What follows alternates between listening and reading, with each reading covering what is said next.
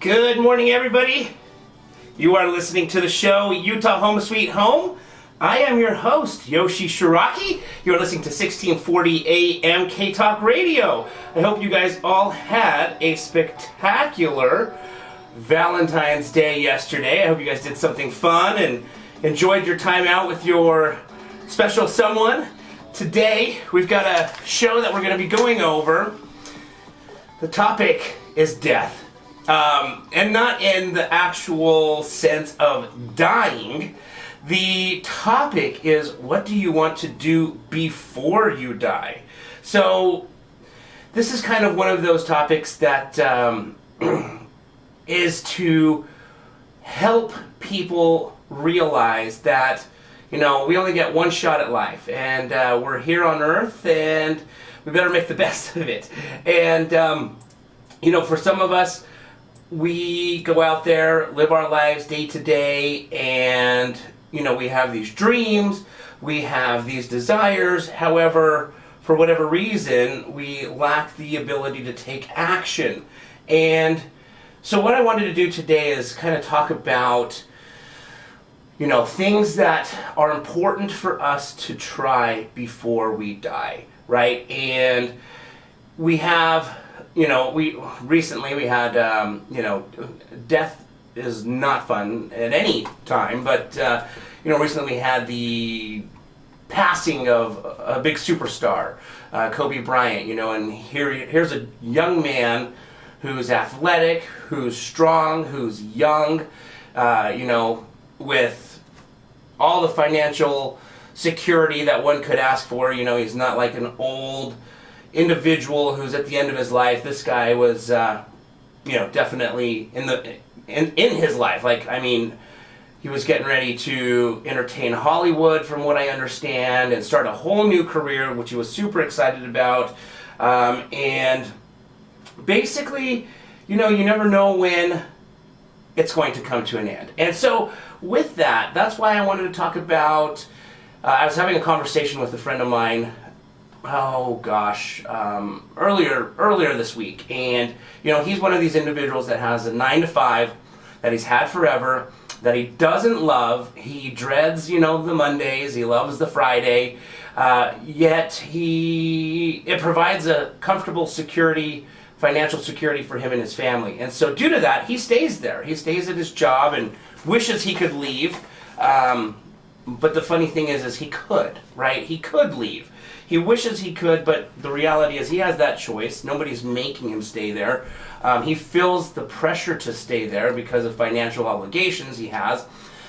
He's gone out, he of course has a house, a nice car, all these things, and so he's afraid that if he leaves this job security that, you know, those things might not get taken care of. At the end of the day, he does have the choice, though, to leave. He does have the choice to downsize. He does have the choice to sell his car and get a less expensive car. He does have the choice to lessen his expenses, although he chooses at the same time not to, because for him, you know, which is kind of what, you know, the topic that I want to kick around today is the unhappiness of spending 5 days of the week where you are worth the material things that you have obligations to now. Now we're talking material things, obviously, you know, nice cars, nice houses.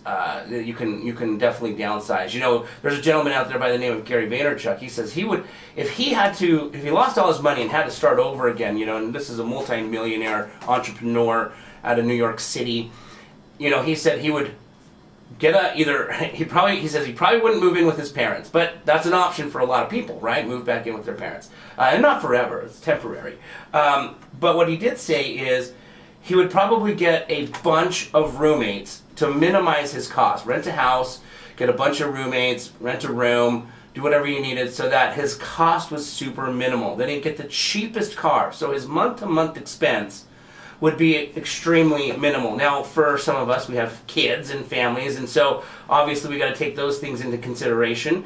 But in the most simplest form, you do have the choice, right, to downsize, you do have the choice to, lessen your expenses, find a place where you're going, but the sacrifice is sometimes uncomfortable, right? Who would want to live with a bunch of people, depending on your age, and just keep in mind, Gary Vaynerchuk is, close to 50. But that's how hungry and driven he would be, that if he lost everything, he'd want to come back with success. At the age of close to 50, he would be willing to go live with a bunch of roommates again. I mean, that's uncomfortable. That's not like a comfortable day-to-day, that a lot of people want to give up. And so, basically, are these things that keep us at our job, hypothetically worth it, or are more important, or for whatever reason, we spend 40 to 50 hours a week of our lives at these places of work that, for many people, they're not happy to be there, but because they don't want to downsize, they don't want to temporarily go through the uncomfortable situation of making the choice, their own choice. They have that ability to choose, and that's the beautiful thing. For some of you, you will choose that. You'll be like, yeah, why don't I do that? But for others, they're not willing to make that uncomfortable situation your reality, to basically be uncomfortable, make that uncomfortable choice, and put yourself in an uncomfortable situation for a temporary amount of time so you can live off of minimal expenses to take the risk of losing that job and going and doing what it is that you love for a living, right? And that might be working at another place for less money, but it makes you more happy. That might be starting your own company. For many people, they have a dream to be their own boss, which is a great dream. And that's why I love real estate. Real estate allows me to be my own boss. I have the flexibility to do as I want, when I want, for the most part. Can't do everything I want, but at any particular time, I do have obligations to my projects that I'm fixing and flipping. I do have obligations to clients. I do have, work obligations, so it's not like I have absolutely 100% free time, but I have a lot of flexible time due to being my own boss. So, that's why I love real estate. This is a real estate show, hypothetically, but this is something that me and my buddy were kicking around. I was like, why don't you, downsize your house? Why, it's a great market. Why don't you sell and then go rent for a minute? I'm not saying forever, or buy something cheaper that's gonna, lower your expenses. Maybe sell that fancy car. But this was a hard choice for him to come to grips with. But he has a choice. That's the beautiful thing, is he has the choice. So at the end of the day, he's choosing to be unhappy. That's the crazy part, is when we broke it down, he started to realize, holy crap, I'm unhappy at my 9 to 5. However, me being unhappy at my 9 to 5 is my choice that I'm choosing to be unhappy. And it really kind of woke him up a little bit. And, he's now definitely kind of reconsidering, kind of, assessing his financial obligations. He's looking at his expenses, and kind of we kicked around a bunch of ideas on stuff that he might be able to go do, but in general, stuff that he would want to do, right? Something that he was happy on a Monday morning getting up to go do, versus dreading Monday morning and looking for Friday to show up. So, there's things out there. What do we want to do before we die? Well, no one has ever, no one's ever laid in their deathbed, waiting, unfortunately, for those last breaths to come out, saying, man, I really wish I would have worked so much more and spent less time with my kids or family, right? I really wish I would have worked so much more than played. Nobody's saying that when they're passing away. And in fact, they did a study, and when I say they, I don't recall who it was. I was reading an article. It was, it was like, I think it was a university that did a study with an old folks home, and they'd gone there and interviewed a bunch of people, and basically the biggest regret that these people had, especially the ones that were, in their deathbed, getting ready to, pass away, ill, doctors already informed them that they don't have much time. they were interviewing these individuals, and their biggest regret was that they worked more and spent less time with family or friends, or basically played. I think the biggest thing was spending less time with family. If they could go back and change it all again, they would do whatever they could to work, at least an hour less a day, if possible, to have more time, 1 more hour a day, 5 hours a week, extra, 20 hours a month extra, however they could add that up, to spend with their kids at the time when they're growing up. Here's an interesting statistic. A buddy of mine recently had a kid, and he was going through that class that you have with your wife when you're getting ready to have a child, and the class had shared with him, and he shared with me, which blew my mind, changed the way I now handle my morning, afternoon. Literally changed the way I live my mornings and afternoon. The statistic says that it was either 90 or 95, let's just call it 90 because I can't remember for sure. 90% of your face-to-face interaction with your children happens from the time they're born till the time they are 18, right? Which is when they're living with you. And then once they finish graduating from high school at the age of 18, 17, 18, once they hit 18, on average, most of the face-to-face that's going to happen from there until the end of your life is only going to be 5% of their life, basically. So, or 10, excuse me, we're using the statistic of 90%. So once your child hits 18, you've already spent 90% of the time face-to-face that you're going to have with them. That means, they're going to go off to college. You're going to be able to talk to them on the phone, no question. There's FaceTime, on iPhones, and you can definitely have a face-to-face call now, thankfully to technology. But face-to-face, in presence, after 18, they go off to college, they end up, getting in a relationship, maybe work takes them to another city, and from that point on, your face-to-face is only going to be 10% of the rest of their life, which literally shocked me. See, and that statistic held true with me, basically. I graduated from high school at the age of 17. It was the summer, I think school ends in June, July, I can't remember when school ends for the summer, but I was 17 in June or July. In January, I turned 18 in July. So yeah, I think we graduated in June because I was 17 when I graduated from high school. So then a month after high school, I turned 18, and then that was July. 6 months later in January, my parents sent me to London, England to go to school. So I not only moved out of Salt Lake, I moved out of the country. And I lived in London for a year where I went to school. So already at 18, my face-to-face with my parents was no longer existent, right? I didn't come home for holidays. It was just too far. And so the whole year I stayed in London. And there was no FaceTime. In fact, it was collect calls. And back then, I would call my parents once a week. We had the tradition every Saturday I'd call my parents on a collect call. I don't remember the time. It was an evening time after I got home, after they got home. And that's when we would talk. We would talk every Saturday on the phone. And then they'd check up on me and see how I was doing. Well, then after I graduated from my education out in London, I did move back to Salt Lake, but only for a couple of months. Because then I moved to New York City, where I did live for 18 years. Of course, I now live back in Salt Lake City. But so for 19 years there, 1 year in London and 18 years in New York, I no longer had face-to-face contacts with my parents. Yeah, we spoke on the phone, but the face-to-face literally was gone.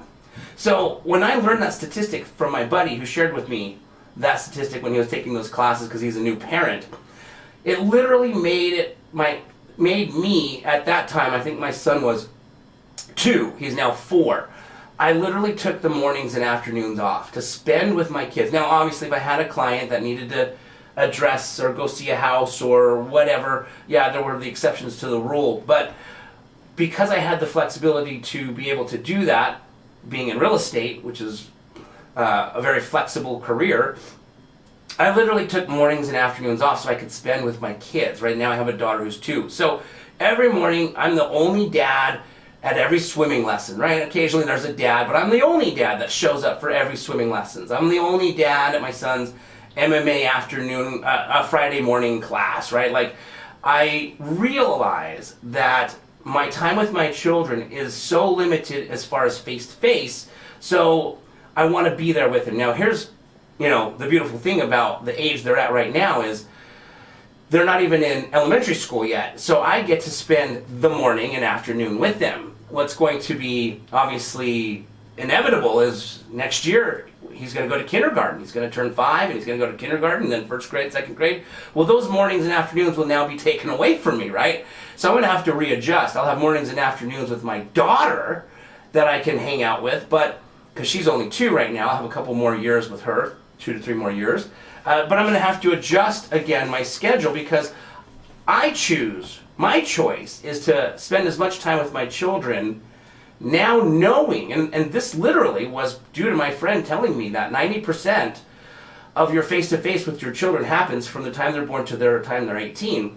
I literally now am choosing to adjust my schedule accordingly so that I can be with my kids as much as possible before they turn 18. So, what is one of the things that I want to do before I die? Spend as much time with my children. So, what did I do? I obviously readjusted my schedule to make that happen, but the beautiful thing is we have that choice. Sometimes, again, going back to my buddy who says, I don't have the choice. I have to make money so that I can afford my house and afford my car. I can't quit my job. And then when we start dissecting, well, could you sell your house? Could you buy a less expensive house? Could you rent? Could you sell your car? Could you buy a less expensive car? And he's like, yes, I could. Yes, I could. I said, so you do have the choice. I guess I do have the choice. I just don't know if I want to take that. I don't know if I want to do that choice. And I'm like, well, yeah, you have to outweigh the 2 consequences. You're either going to downsize, which might be uncomfortable, or you're going to have to be miserable Monday through Friday from 9 to 5, right? And so what's great, though, is that he now realizes, through our conversation, going back and forth with each other, that there's hope. There's literally hope that he doesn't have to be at his job. Up until now, he felt trapped, like, this is it. This is forever. This is the rest of my life. He really felt that this is a no-choice option. But now he realizes, holy crap, there is a choice. I just have to make some sacrifices to make that particular thing happen. Will Smith says, you just have to choose. You literally just have to choose. You have to make the decision and choose that that's what you want to do, and then go start taking the steps necessary to make that happen. So if you are a young high school kid and your dream is to play in the NFL, if you don't choose right now to take the necessary steps, it's going to be much more difficult than the kid who's decided, he's chosen, I'm going to do whatever it takes to make sure I play in the NFL. If I have to hire, or maybe it's the father of the child who's going to work with his son who wants to play in the NFL, and they're going to choose together to hire the best coaches, private coaches, whatever it is. Right now, young athletics is so competitive. All these children, something I'm starting to learn with my son being 4, talking to friends who have older children, is if you want your child to be competitive, it's inevitable that you're going to hire private coaching for your kid. I've got a friend who has, his son plays hockey, baseball, and football. So he's got a pitching coach, he's got a quarterback coach, he's got his high school coach for baseball, he's got his high school coach for football, he's got a coach for hockey, and then he has an athletic strength coach who helps him get strong, and then he has a cardio coach. And now this kid's excelling, of course. He's very athletic to begin with, but he's got that, he's made the decision that he wants to go on for sure and play collegiate ball, whether it's football or baseball. And so together with his dad, they have chosen to do whatever it takes to be able to make that possible. And right now he's already being scouted and looked at, and I think he's only a junior. And so we have the ability to choose. Sometimes there's sacrifices that we need to make. But going back to my friend again, he was so relieved to realize, holy crap, I do have a choice. I just have to now talk to my wife and see if downsizing is something that we really want to do together, or do we just stick with our 9 to 5s forever and ever. So what we started to kick around then was, what is your dream job? What's your dream, like you obviously hate your job right now, but you stay there because of the financial benefits it gives you.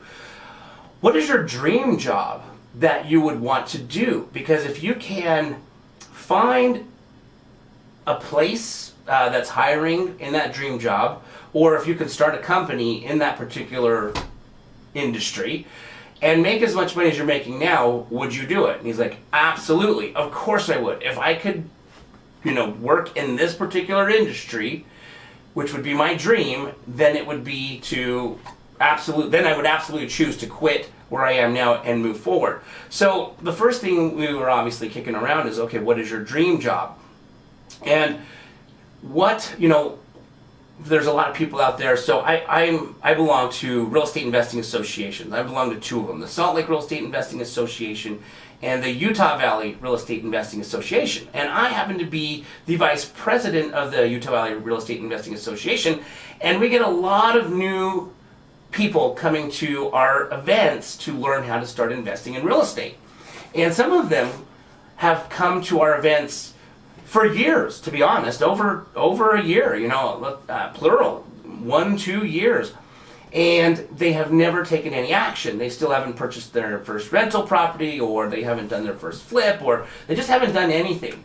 Now, they'll show up every month to these events, and I don't know if they, have outside education. For all I know, they're taking real estate courses on the side, or maybe they're not. Maybe they're just coming to our events once a month. We hold a nightly meeting and a luncheon, so they could hypothetically come twice a month. Actually, on Thursday, a couple days ago, Josh Romney, Mitt Romney's son, was our guest speaker on the housing market of 2020 for the U.S. and then specifically to Utah. Very, very interesting to hear what Josh felt. Obviously, you can't predict the future, but super educated guy, knows what he's talking about, has tons of investments in real estate, constantly tracks the market, probably with his dad. And it was really interesting to hear where he predicted 2020 was going to be nationwide, and then more specifically to Utah. Anyways, these are the type of speakers that we'll have come in, educating once a month, and we'll have people that come in for months and months and then don't take any action, and we'll ask them, why, what's stopping you? And then we have people that will come and, 6 months into these events, they buy their first rental property, right? So you have these people that are like ready to take action, and you have these people that are just hesitating. And so what's stopping those people from taking action, and oftentimes it's fear, the loss of money, making a bad investment. Nobody wants to lose money. That's no fun for anybody. So they're valid fears, yet when you ask these individuals, okay, so how long have you been, educating yourself on this particular topic of real estate investing? And some of them say, well, I've been doing it for a few years now. And we start to dissect it. So are you less afraid today than the first day you started? And they're like, yeah, a little less afraid. I feel like I know more. I feel like I'm not going to make, some of the mistakes I may have made if I would have just dove in feet first. And then you ask, okay, how much more education do you feel you need before you're ready to take action? Because we want to help these individuals. This is a real estate investing association. So as a board member, we want to help these people, we basically be successful in real estate. That's the point of our association, is to network with others and grow together and basically help one another become successful. And for some of them, the answer is, I don't know when I'm going to feel comfortable. Or I feel like I kind of need to know everything before I take my, that first dive. And the reality is, you're never going to know everything, right? I don't know everything. My mentors who've taught me don't know everything. We're constantly learning over and over. But here's the beautiful thing in real estate. You don't need to know everything to be successful, right? It helps to know a lot, but you don't need to know everything to be successful. Our president, Mr. Donald Trump, is an amazing real estate investor. I mean, if you have read any of his real estate books, back before he was president on these books, I mean, the guy is a real estate genius. Yet, he still wakes up every morning at 5 in the morning and reads to get more educated on real estate because he realizes he doesn't know everything, right? So for these individuals, sometimes it's just very difficult for them to take action, and they need kind of, I don't want to say a push because that's kind of a negative word, but they need a little I don't know if motivations are support. They need sometimes just a little extra support to finally take their first action. Some people need their hands held, others don't. I'm the type of personality that if someone tells me the water is deep enough, I typically just jump in. I don't have to see if it's cold or hot. I have friends that want to know how deep, how warm, how cold, what's the temperature. Should I leave my shoes on to jump in, or should I take them off, or is my swimsuit? They want to know all the details. If I know some of the details, usually I'm content moving forward. Have I gotten bitten? Sure. I've paid the consequences in times before for not being as prepared as maybe somebody else who was, but it never killed me. It never was, I was never doing anything too dangerous either. But basically, we want to figure out what is it that is holding us back, And here's the crazy thing. Tony Robbins talks about this a lot. Gary Vaynerchuk talks about this a lot. In many cases, the thing that holds you back is your family. It's your friends. It's your inner circle, your sphere of influence.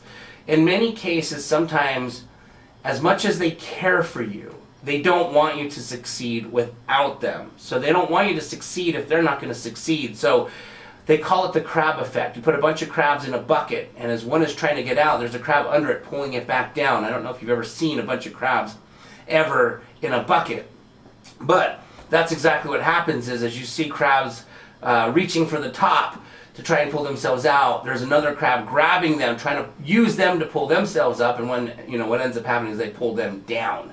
And so Gary talks often about, you have to, and Tony Robbins too, and for those of you who don't know these names, Tony Robbins, is the pinnacle of a mindset coach. He calls himself a mind reprogrammer. I mean, this guy has coached the wealthiest entrepreneurs in the world. I mean, and athletes, Kobe, LeBron, Tiger Woods. I mean, it goes on and on, his resume of people that he will reprogram their mind so that they think, unnegative thoughts, basically. You don't want those negative thoughts in you. And he's helping these individuals go out there and perform, from business owners to athletes. So if you don't know who he is, Google him. I mean, he's well respected basically in the entire world as an individual who can get people to perform. So Gary and Tony talk about that. They don't say drop your friends that you have now, but sometimes it's those people who are holding you back. You might need to go find just another new set of friends.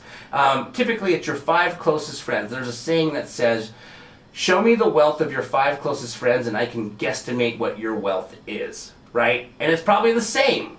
So hypothetically, the theory is, if you're looking to increase your financial income, then go find, maybe it's a real estate investing association. I'm not saying ditch your current friends, because obviously they're your buddies, they're your friends, but maybe you need to go now expand your circle of friends. Go find a new set of 5 friends that are at a place financially, or at just at a place in general, and it's not always financial, it could be health.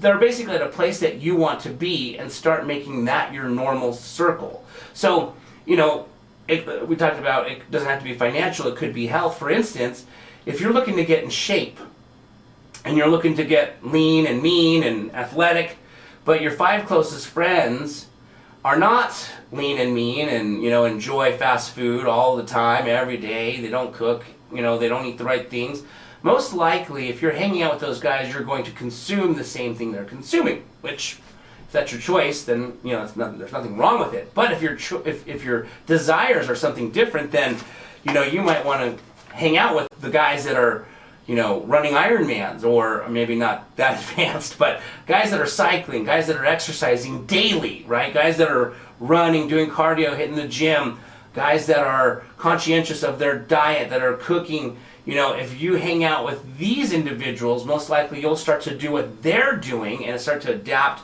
to what they do to basically get to where they are. So it's a very interesting saying that brings a lot of truth to it, because show me your 5 closest friends and I'll show you. Show me your 5 closest friends' income and I'll show you yours. Basically, sometimes we just need to, again, it's maybe not a choice that we want to make, but you have that choice to go out and start hanging out with different individuals. And there's nothing wrong. We're not saying ditch, forget, never hang out with your 5 current best friends. We're just saying that expand that friendship. This is what Gary and Tony Robbins talk about, is expand your friendship, meet new people to where it is that you want to be. So one of the things that it was a blessing in disguise. For me, I was 17 years old, and I graduated from high school, wanted to go to the University of Utah and try out for the football team. And I say try out because I wasn't recruited. I wanted to play football for the U of U. And I knew that if I didn't try out, I for sure wouldn't make the team. The only way to make the team is you have to at least try, right? You have to at least try out. Now, I was also prepared and realized that there's a chance I might not make it, but I for sure won't make it if I don't try out. So you have to at least try out. So I wanted to try out for the U of U football team. Well, we talked about earlier on the show that at the age of 18, my dad decided that he was going to send me out to London to go to school instead of the University of Utah. And so I went out and pursued a career that was influenced to me from my father, which took me out to London, England, and basically went to school for a year and then came back and then moved to New York City to pursue that career. In the act of doing that, though, I never got to go to the U. And then by never going to the U, I never got to try out for the football team. And by never trying out for the football team, I never made the team. But the fact that I lost that opportunity at the age of 17 hurt me so bad inside that was the blessing in disguise on how I chose to live life the rest of the way. I chose to never have that regret again on what if. What if I would have tried out and made the team? Maybe I didn't.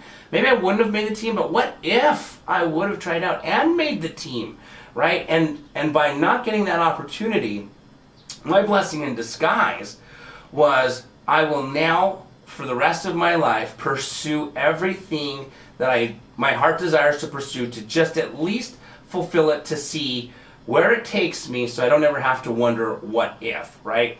And in basically, I've kind of a short little resume. I was an aspiring Olympian. I was an amateur boxer. I was an actor in New York City for years and years and years. I invented a pet product. I published a book. I mean, as I got older, after the age of 17, and thought, you know what? I want to try out for the Olympics. I did. I never got the chance to qualify, but I basically quit my job for 3 months, went and trained at the Olympic facility, actually in Park City. I was living in New York City, so ironically, here in Park City was one of the facilities, and Lake Placid is the other facility. There's only 2 Winter Olympic facilities in all of America, and it's Park City, Utah, and Lake Placid, New York. Only 2 places that have ever held a Winter Olympics in America. So I said, you know what, I'm going to try and become a Winter Olympian. And basically what I did is I quit my job, came and lived with my parents because they lived in Salt Lake. So I was like, I'm going to crash with my parents and commute to Park City for 3 months, and pursued being Olympian. And I did it for a year, and well, I wasn't very good at it. I was pursuing the sport of skeleton. For those of you, it's very similar to luge and bobsled, not so similar to bobsled, but it's the same slide as the bobsled and the luge. However, you're on a sled by yourself, like the luge, except the luge people go feet first, we go head first, right? So for those of you who have not seen that sport, you can Google or YouTube skeleton, and I came and I trained for 3 months in Park City. We did that. I went down that slide every single day, 5 days a week. Lived like an athlete, ate clean, trained, worked out, did whatever I needed to do. The reality is, as a country, that year that I did that, we were just not good at that sport. Only one individual qualified for the Olympics, in the Torino Olympics. If I would have qualified, I would have gone to the Torino Olympics in Italy. Only one American qualified in this whole entire country. Only one of us qualified in that sport. And the reality is, it was just a sport that we weren't good at the time. We've gotten better. We've definitely had our successes since then. But I wasn't that good at it. I didn't end up qualifying for the Olympics. But it was one of those things that I was, just having that opportunity where my dad sent me to school out in London instead of going to the U. I just, at that point, decided I'm never going to wonder what if. So I thought, it'd be cool to try and pursue the Olympics. And the reason I did that is I was watching the sport of skeleton in the 2002 Winter Olympics that were here in Salt Lake City, actually. And that was the first year they reinstated the sport of skeleton. It was a sport, I think, 50 years prior, and then they took it out. And then they reinstated it 50 years later, and that happened to be here in Utah, in the Salt Lake City Winter Games. And I was watching it on TV, and then after that evening session ended, then of course the local news kicked on, and they had a story on how they're looking for new skeleton athletes, just because nobody knew about it, right? It was, some people knew about it. We had people in the Olympics that participated, but there were a lot of people that the general public just didn't know about it. So the Bobsled Skeleton Association was on the news promoting, hey, we need athletes. If anybody out there wants to pursue the sport of skeleton and pursue the Olympics and try out, one day for the Torino Olympics or any Olympics in the future, we're holding tryouts, right? And they had these pre-qualifying tryouts in Lake Placid and Park City, and that's what I was like, hey, yeah, I'll try it, right? That'd be so cool to be in the Olympics. So anyways, that news segment inspired the idea. It wasn't like I just woke up one day and thought, let me Google old Olympic sports or whatever, and found skeleton.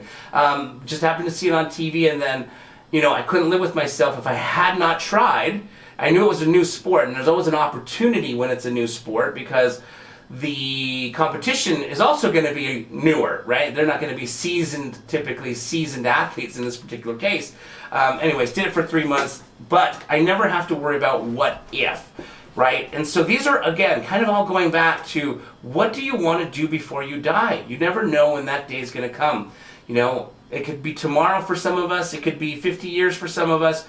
The reality is, though, we don't want to wonder what if. And I would say, even a more difficult situation is having your health taken away to where you can't pursue things and still stay alive. In some cases, for some people, I know individuals that, if they said, if all my health was taken away and I was just left to lay in a bed for the rest of my life, it might be easier to just pass away, whether it's due to an accident and your health was taken away due to an accident, or whatever it may be, due to an illness.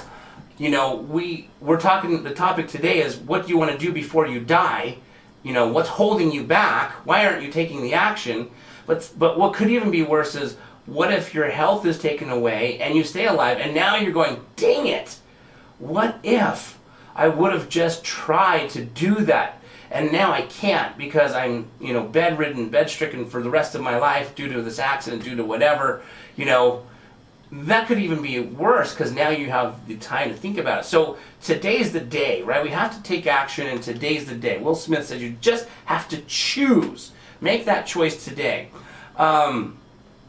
So one of the things that I've basically, one of the things that somebody, let's see, what's the best way to put this?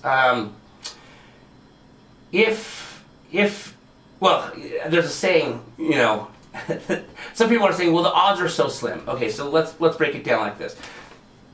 Some people's fears are the odds of doing something and succeeding at it are so slim that it's not worth taking the risk to quit like for instance, in the case of the Winter Olympics. Yeah, I knew going in, my odds were so slim to be in the Olympics. So for some people, it wasn't worth quitting their job for 3 months to go try just to fail and then have to go back and ask for their job, which is hypothetically kind of what I did. I didn't have to go back and ask for it. I took a leave of absence. My employer was not very happy. They threatened that, well, we don't know if your position will stay here. we'll still be waiting for you. I said, I totally understand if it's not. Thank you. If it is, I appreciate you tons. If it's not, I get it. You got to run a business. And the reality is it was there, and I went back to it 3 months later. But for people, the risk is just too small to take the chance. You know, there's a saying out there that says if you don't buy a lottery ticket, you for sure won't win the lottery. Your odds are so slim to win the lottery. But if you don't buy the lottery ticket, you for sure won't win it. So if you don't at least try to pursue what it is that you want to pursue, or you don't at least take the action you want to take to, you know, do whatever it is that you want to do for a living or your dream job, then you're for sure, if you're not taking those actions, you're for sure not going to make it. Now, here's the reality too. This is another point. Pursuing big things is not easy, or everyone would do it. However, if you hired somebody who's already done it, then oftentimes it's not hard either. It might not happen overnight. It might be a long adventure in front of you, and you may have to be patient. But in many cases, what I've learned is these big tasks that people pursue, that I've interviewed, who are winners, who are successful, the realities they say is it wasn't that difficult because I had someone who'd already done it telling me what to do. Someone who's already succeeded at what I wanted to attempt telling me what to do. And when I had someone plan out that roadmap for me, all I had to do was follow it. I wasn't the pioneer, I was literally a follower. The pioneer is the guy who has the hard time finding the destination. The follower, once the pioneers found the destination, has an easier time, you know, of getting to where they want to go. It just may take time. And so if you break it down and choose to pursue it, you know, I think the thing with most of us is we want instant gratification, right? I mean, how quickly do we get information now just on our phone? Hey Siri, what's the temperature? Hey Siri, what time is it? Everything's so instant now that the thought of 10 years of grinding and hustling and putting work in, even though it might not be difficult work, even though the adventure might not be that hard, it's going to take so long that sometimes the time frame turns people off on pursuing it, right? When somebody says, how long does it take to flip a house? And I say, well, on average, it's about 4 months, sometimes 6. It just depends. You know, your plumber, your electrician, your HVAC guy, your roofer, they're so busy right now. They're so busy that sometimes when we get in the home, we demo it, we call up the plumber, we call up the HVAC guy, we call up the electrician to come do the rough work, and each of them are 4 weeks out. So now we're sitting there doing nothing for 4 weeks, and then you try and call, and you know, these are guys we have relationships with. They're just so booked because they have relationships with others. So you have to, you know, sit there and hang tight and wait for them to show up, and maybe it's 2 weeks, maybe it's 3 weeks, whatever it may be. By the time it's all said and done, right now with the market the way it is, unless you have your own personal crew that work only for you, an average flip is probably about 4 months, right? On average, yeah? There can be some that are much, much quicker, and there can be some that are much, much longer. But on average, it's about 4 months. And I've had people tell me, well, if I quit my job and I could get a flip, because let's just say hypothetically someone wants to fix and flip a house for $40,000 profit, right? For some people, that's their annual income. And they're like, oh my gosh, I could make my whole income in a 4-month period. I would totally quit my job, right? But the problem is they don't have the ability to quit for 4 months to wait for that paycheck, so they just don't get started.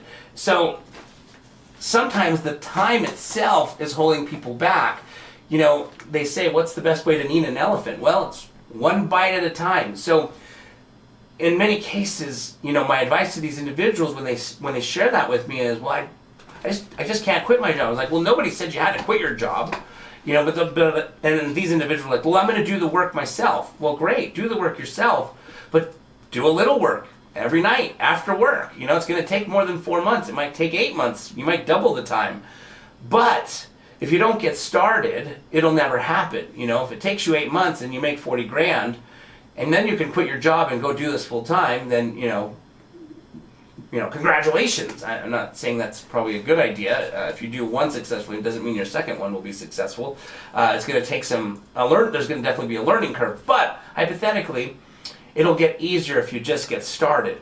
So in many cases, the problem with individuals is they are either too involved in their current routine, day to day, maybe their current expenses, their current financial obligations, that they just don't take the time to take little steps. They just don't take the time to get started, which at the end of the day is probably the worst thing that you can do, is not get started. I mean, if at least you get started, you're making your way towards your destination. Now, it might be a long time before you get there, but at least you're on your way to get to your destination.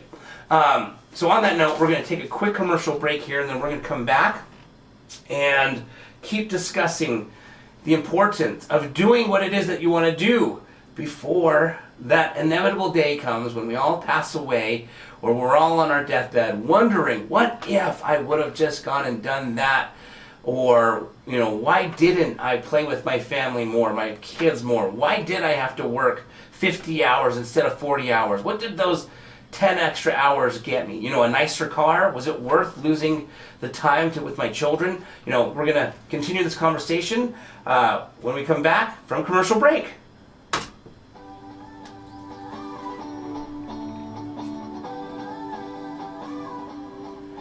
With smartphones and technology making life a little easier, the Snap Leash has also been designed to make life a little easier for you and your pup.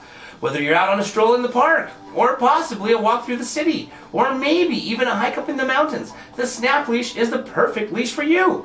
The Snap Leash can conveniently and easily convert into 7 types of leashes, making the Snap Leash the most convenient leash in the world.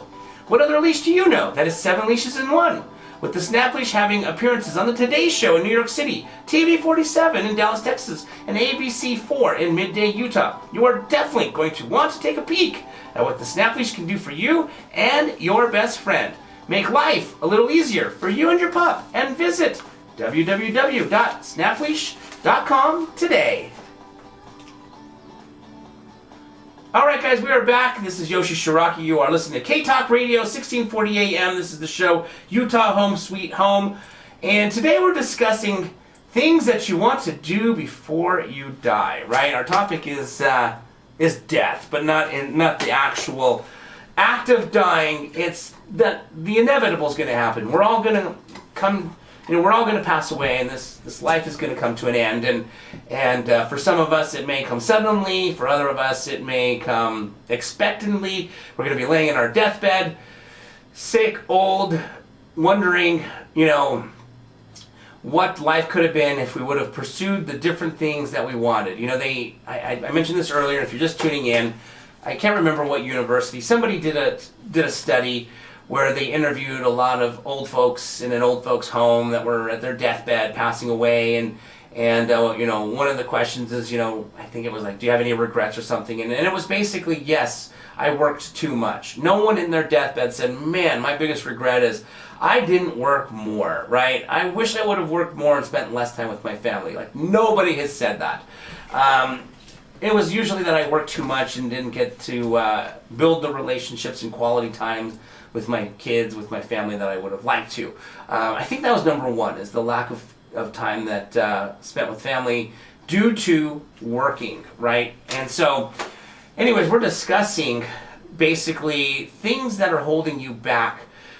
And in many cases, for many people, they don't realize that they actually have a choice to change. And we discussed a buddy of mine earlier in the show who has these financial obligations, a nice house, nice cars. Him and his wife drive fancy cars, and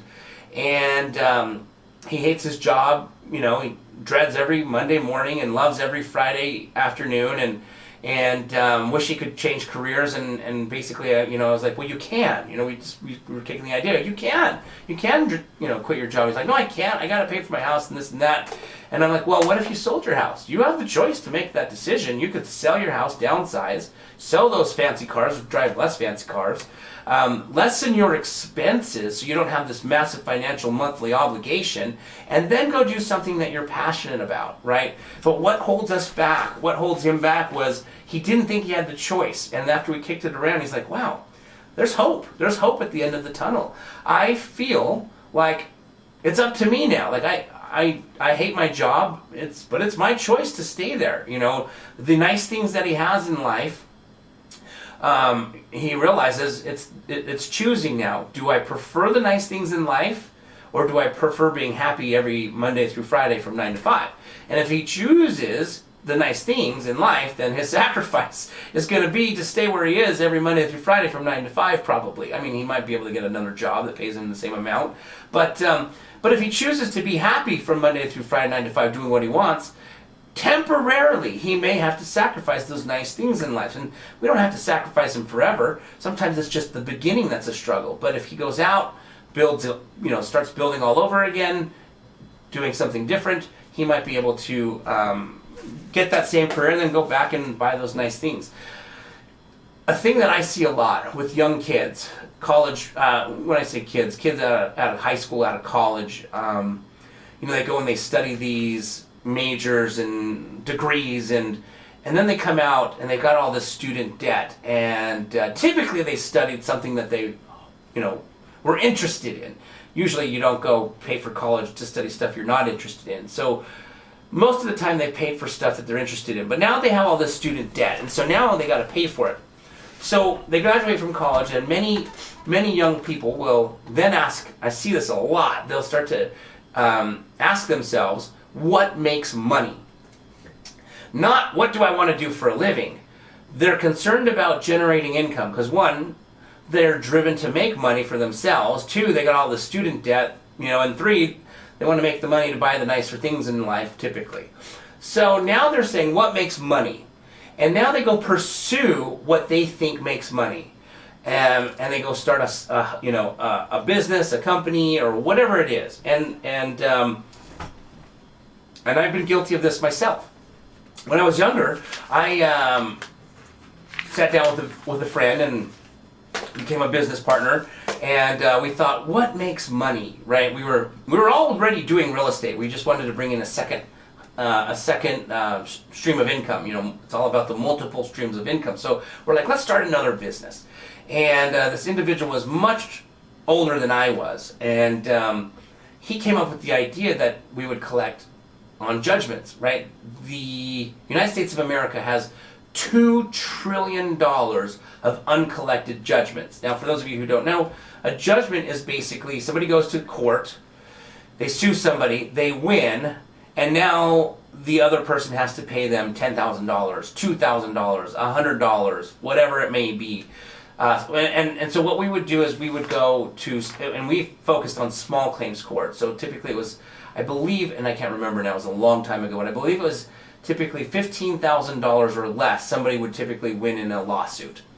Now, there's $2 trillion in uncollected judgment because there's no judgment police. So if you ever sue someone in small claims court and you win $3,000, $4,000, whatever it is that you sued them for, it's very difficult for them to pay, for you to collect that money. Yet now the courts have said, yes, that person owes you this amount of money, but that person, there's no, like I said, judgment police who goes and knocks on their door and says, pay up, right? If they don't pay you, then they don't pay you. And the only person who's in charge of collecting it is you. And so now you just have the legal right to go out after them and get that. And there's steps you can take, like putting a lien on their home or garnishing their wages. There's legal things you can now do with that judgment that you couldn't before when they owed you the money originally. For whatever reason, let's just say they owed you money.